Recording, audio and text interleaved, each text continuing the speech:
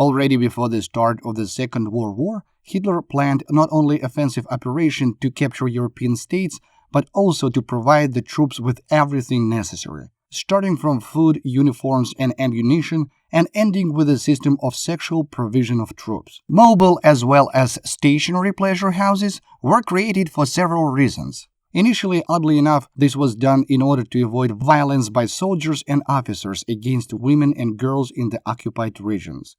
The second reason was that the doctrine of racial purity prevailing in Germany assumed the complete exclusion of close ties between real Aryans and representatives of other nationalities.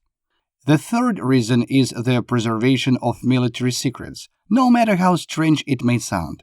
Getting pleasure with a soldier or officer in the special brothel, which was under control, excluded the possible leakage of secret information to the side.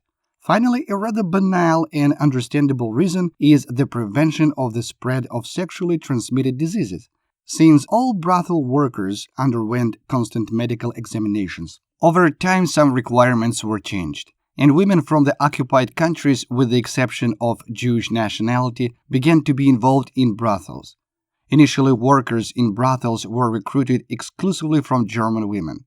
The attitude towards such work and prostitution in general in Germany was quite tolerant. Moreover, many women quite sincerely believed that in this way they were contributing to the victory of the Great Reich. The principle of operation of the German military brothel was recorded with exceptional accuracy and pedantry. Brothels were divided into 4 categories: for privates, for non-commissioned officers and sergeant majors, for officers, and a separate category was brothels for the Luftwaffe. As we mentioned before, brothels were also divided into stationary and mobile. Only purebred German women could be in stationary brothels, and only officers had the right to visit them. In mobile brothels, women from the occupied regions of the so-called Near Aryan origin could work. Some went there voluntarily, others were forced. Each brothel was under the full control of doctors and paramedics, who were required to provide workers with periodic medical examinations, and all brothels had to be provided with disinfectants, soap, towels, hot water, and even condoms. Condoms, by the way, were supplied from Germany. Their production was supervised by the main sanitary directorate.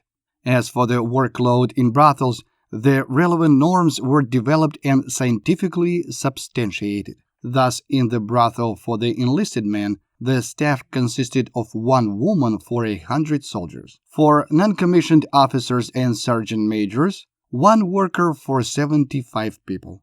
Finally, the employees of the officer brothels were recruited according to the state requirement as 1 woman for 50 officers. For pilots, the norm was somewhat different, at the rate of 1 woman for 20 pilots or 1 for 50 ground support personnel. Accordingly, the service standards were as follows. In the soldiers' brothels, 1 girl served at least 600 clients a month.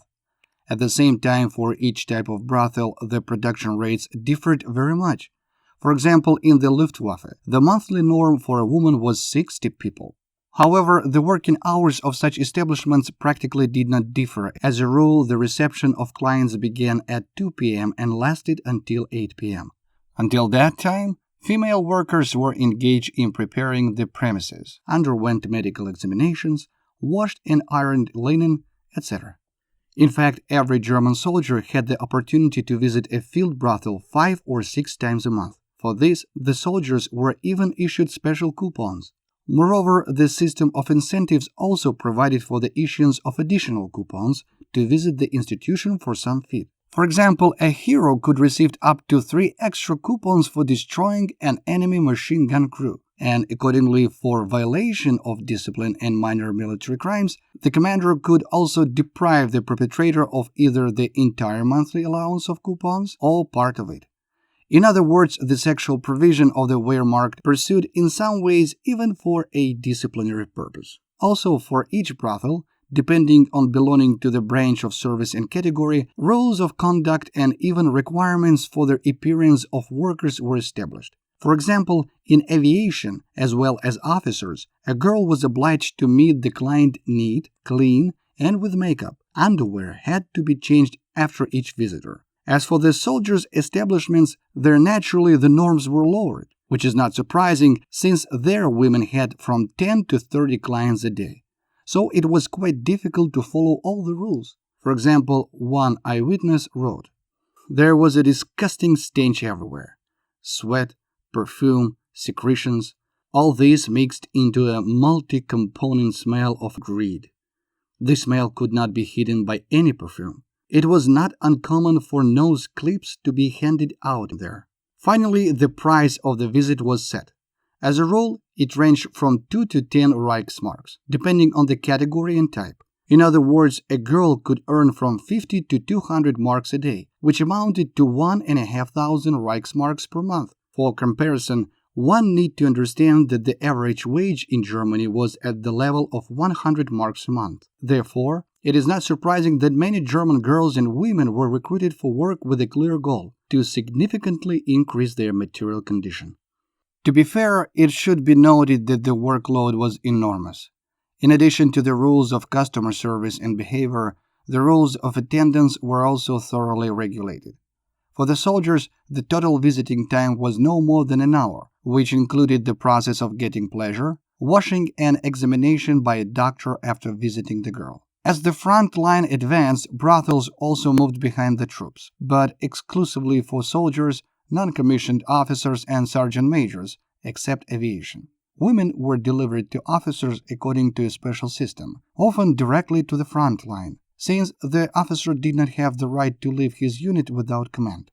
Taking into account the fact that at the first stage of the Second World War the German troops advanced quite fast, the system of such establishments was also promptly corrected. In order not to leave the soldiers without female affection, special so-called mobile homes were created, in which there were from 5 to 20 workers. They were ordinary wagons. Even General Halder did not fail to make appropriate notes in his diaries about the importance of such escort. July 23rd. Currently issues requiring immediate resolution. The troops are moving fast. Brothels do not keep up with the military units. Heads of rare units to supply houses with trophy vehicles. It should be noted that there was one great exception of all established rules for the operation of mentioned institutions, and it concerned the Marine. The fact is that the sailors who went on campaigns, and who were sometimes for several months without any female at all, simply were not going to waste time on the formalities, so visiting women by them was simplified as much as possible. Obviously, the command turned a blind eye to this. Here's how, for example, Lothar Gunther Buchheims, who according to his memoirs described women in such houses being visited by Marines who had just arrived at the port. They were lying even between the rooms. There were no more toilet stalls, lingerie, flirting, and seduction. They just lifted up their skirts so that up to 5 dozen pistons would stick into them in a day. By the way, there was a talk among the soldiers about the higher class of workers at higher rank houses. So there were often cases when privates managed to get, for example, into non-commissioned officers or even a sergeant major brothel. However, the punishment for such a misdemeanor was quite tough. At least 10 days of guardhouse and complete deprivation of coupons for visiting women for a month.